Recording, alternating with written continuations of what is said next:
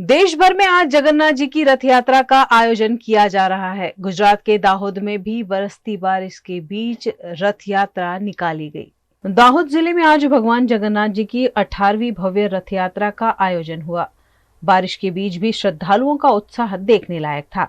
धार्मिक माहौल, सुरक्षा के कड़े इंतजाम और पूरे शहर में श्रद्धा का समंदर उमड़ पड़ा।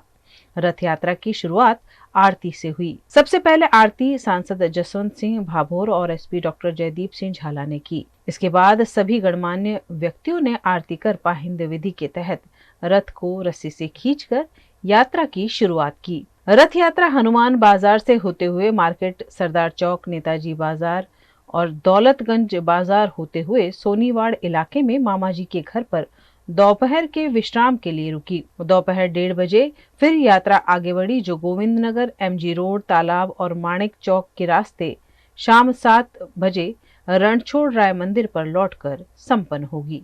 सौ जगन्नाथना भक्तों खूब खूब अभिवादन है। रथ यात्रा 18મી भव्य रथ यात्रा दाहोद ની નીકળી ચૂકી છે। આપ સૌ ભક્તો રથ યાત્રામાં જોડાઓ એવી અમારી હાર્દિક અપીલ છે। એની સાથે એ સહકાર આપો અને ગંદકી ના થાય એનું વિશેષ ધ્યાન રાખો, જેથી પવિત્ર જગન્નાથજીની રથ યાત્રા પવિત્ર સ્થળો પરથી પસાર થાય। આપ સૌને ફરી એકવાર જય જગન્નાથ।